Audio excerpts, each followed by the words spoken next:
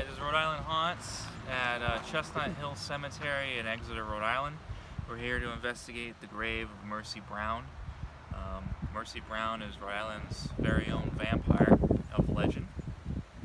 She died in 1892 of tuberculosis, which at the time was considered consumption. It wasn't a very well-known disease, and the people in the area considered it to be supernatural in origin.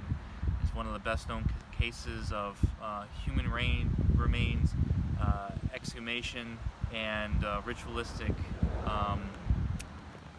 things done to it in order to prevent future diseases.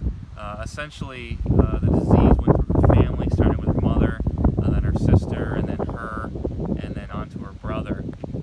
By the time her brother was sick, the townsfolk had thought that it was one of the three family members that was causing it. They ended up exhuming all of the bodies and finding that Mercy had barely decomposed. She had rolled over in the ground. She still had fresh blood in her heart, and I think that's it, really. So what they did is they took her heart out and her liver and they burned it, turned it into a tonic, fed it to her brother, which obviously didn't work. He died not too long after that. But 2 months later, it was part of the a greater panic in the area. From Connecticut, Rhode Island, Massachusetts, and Vermont and New Hampshire, there was a lot of tuberculosis going on around that time in the 1800s, and a lot of people were getting swept up in this supernatural origin of it, causing a lot of townsfolk to bury up the dead and do these rituals to it to stop the outbreaks. But we're here in Exeter to check out Mercy. Mercy is been known to, well, the myth is, I guess, the legend is that at night you can see her walking between her grave, which is right there, stone's throw from the entrance of the cemetery, to the receiving tomb, which is over there in the thicket, and that's the same receiving tomb that was there in the 1890s when she died. And might I interject, legend has it that when they exhumed her body, well, first off, they stored her body there in the receiving tomb for several months, so that might aid to why her body wasn't properly decomposed by the time. She died in January.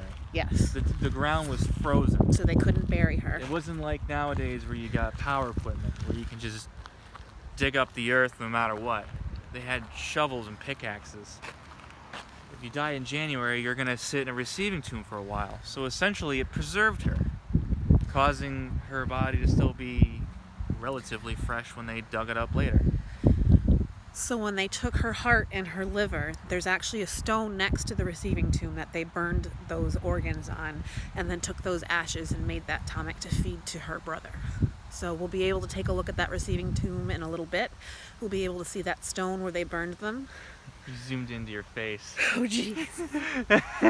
Sorry, everybody. We're on my phone. We don't have proper equipment yet, so I apologize if you're seeing my crazy face. But here we are. The lady of the hour. This is Mercy Brown's grave. You see, there's a lot of people like to give her tribute. There's money. People leave pennies is the traditional gift to give her.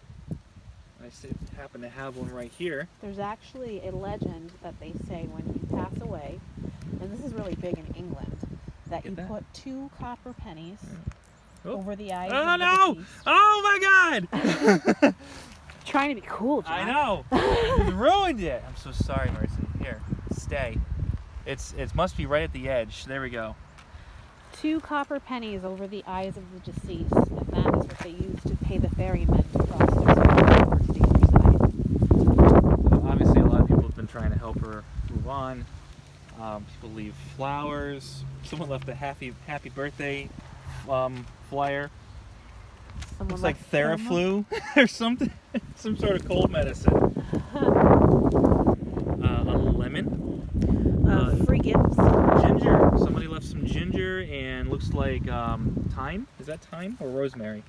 Rosemary. It looks like the makings to make tea when you're sick. Yeah, that or for Thanksgiving. Well, yes, or That would be Thanksgiving, good to yeah. stuff a turkey with. I don't think really they want to stuff it with those things. As you can see, her grave unfortunately has suffered a lot of vandalism. There's been reports of people trying to steal the gravestone. They've knocked it over and smashed it. And if you come over here, they've shored it up with this iron bar and a concrete pillar behind it to keep it from moving. But this is the Browns. All of these graves here by the cedar tree. This is her sister, Mary Olive. She was the second one of the family to contract the tuberculosis. And you can see the gaps. Mary died in 1884, and Mercy didn't die until 1892. So you're talking 12 years later. The gaps between family members, but the same disease. This is Mary's mother, the first to contract it. She died in 1883. So Mary and Mary both died quickly, within a year or so of each other. And this is the father, George. He lived on to 1922. And then who is? There's a couple. This is her brother Edwin. Oh, Edwin's over here. Edwin died 2 months after Mary. May of 92. So that's actually not 2 months. That's more like 4. But they dug her up. They dug her Right. up in. So that's he died 2 months after the tonic, not two months after she died. Right. Sorry, So- I apologize for that misinformation. That's another thing too, is you got to think the mom and the sister were both in the ground for a dozen years when they exhumed them, thinking that it was one of them that caused the epidemic. Mercy was only in the ground for a couple of months. So that's a big, obviously it's a big difference. With her being only in the ground for a couple of months and it being cold, she's obviously going to continue to be pretty much preserved. It's like you put a chicken in the freezer. You defrost it, it's still good. So they defrosted her, she was still good. But the medical knowledge of the time certainly wasn't as good as it is now. Do we want to go? Let's go check out the receiving tomb. Sure. All right, so this is the receiving tomb. That's here on the site of the cemetery. Because so many people come here. It has been concreted up. The door is open, but you can see you're not getting through that. Brick, Probably did concrete. that due to vandalism. Oh yeah, purposes. definitely. This is a very highly known site. Oh yeah, very. Over here is the stone where it is said where they burned her organs when they made the tonic for her brother Edwin.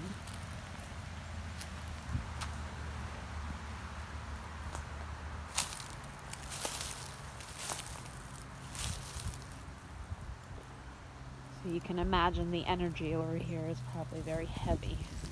And you can tell how busy this place is even on this because we've got some more visitors over to Mercy Brown right now.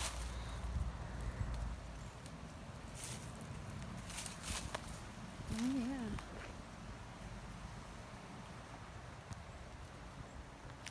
So we're going to try to do a last spirit box session to see if we can get anything. I might pull a couple cards for Mercy. Right now we have the K2 meter, trying to see if we have any activity. As of right now we don't. But that could change at any time, although that's kind of lit up a little. No, it's not. That's just the way the light looks. Yeah. So I'm going to put this here.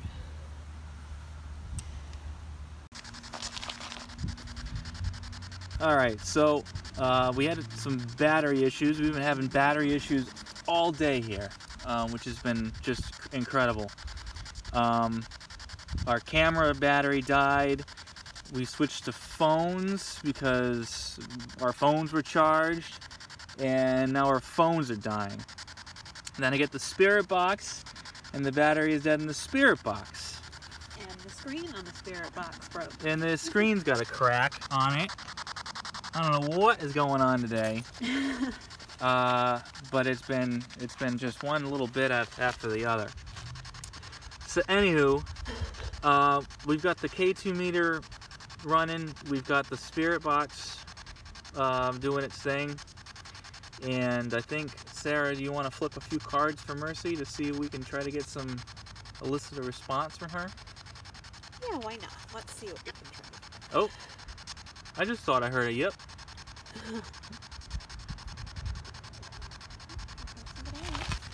More people. So let's see what we can try to get here.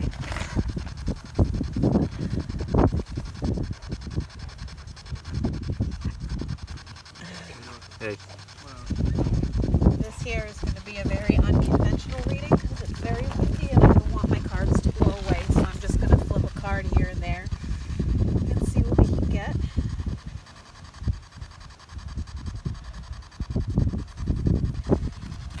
Mercy, we're here. We need nothing but the utmost respect. We just want to communicate and offer any help if you need it.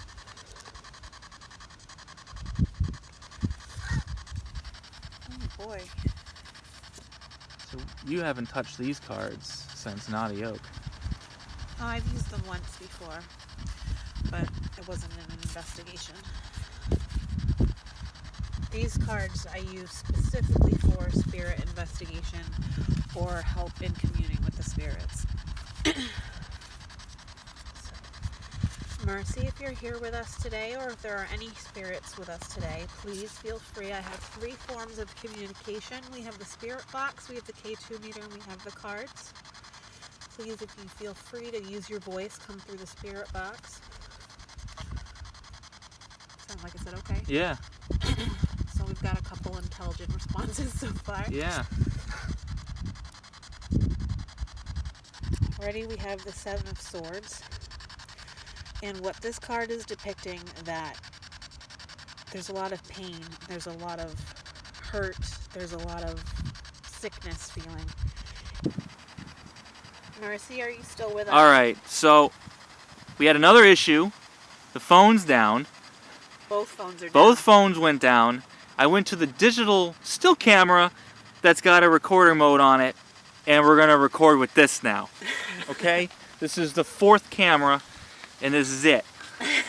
Okay, so hopefully we get something. All right, so back to the card. As I was saying before, this is the month of October. This is the month where the veil between the worlds is the thinnest. This is where we're able to communicate with the beyond and with spirits the most. This card that I've pulled is the 7 of Swords. This is showing me that there was a lot of pain and illness. There was lots of secrets. There's somebody peering through the veil trying to come through. So this is showing me that Mercy, or whoever is here with us, is obviously trying to come and communicate. Did that just beep like it was going to die? Okay.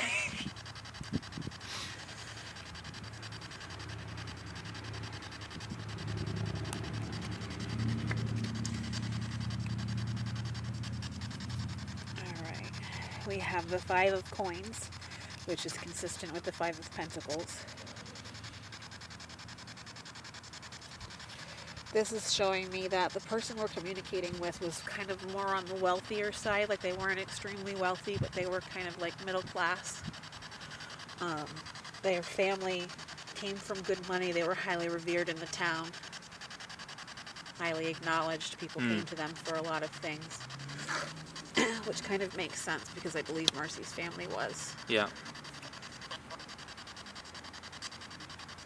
The voice sounds kind of masculine. Very, yeah. Is this George, Mercy's dad? Oh boy, now what's here? I feel like this is a tourist trap.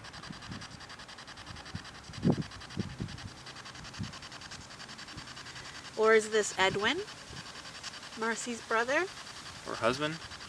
Whatever.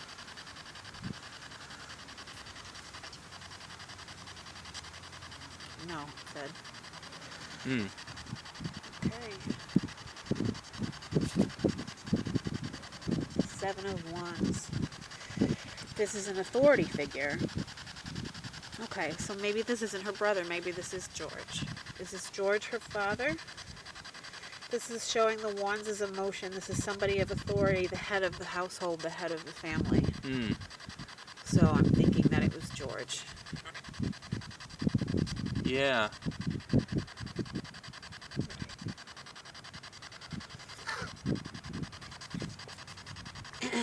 Is Mercy still even here?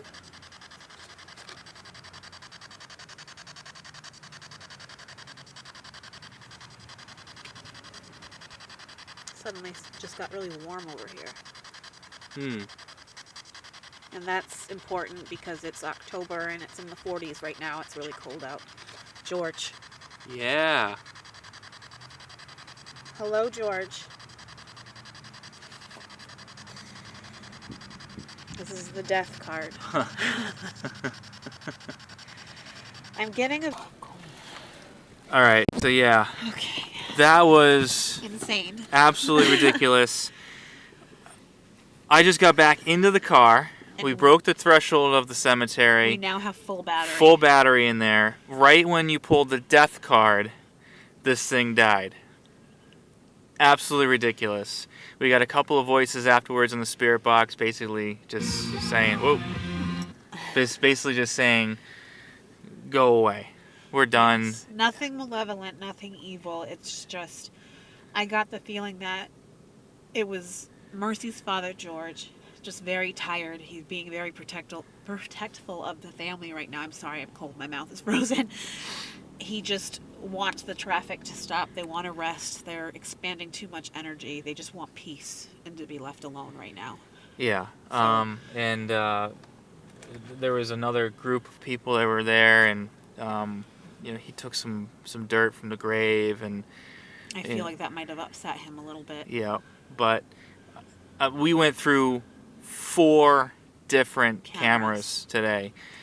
4 of them, including our phones. It was two of them were phones. A digital camera and then or digital recorder. A digital well, we had a camcorder that went in a couple of minutes. Mm-hmm.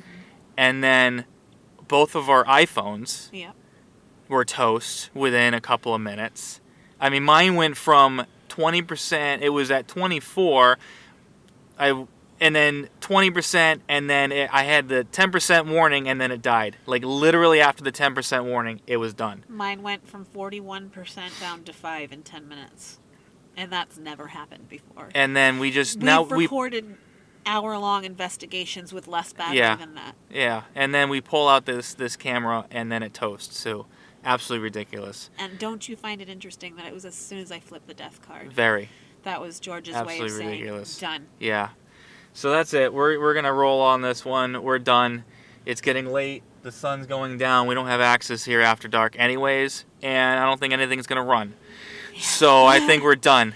But it's been a very interesting investigation, if you want to call it that, but very interesting. We are planning on coming back another time, hopefully. Yes. Yes, in the future. Better prepared. We're hoping to get some better equipment down the line, so that way we can run things a little better, a little smoother. Yes. We take donations. Yes, donations are good to help get us running, and now we can give you some really awesome stuff. Right. But until then, we're done. Thanks for watching. It's been Rhode Island Haunts. Happy Halloween.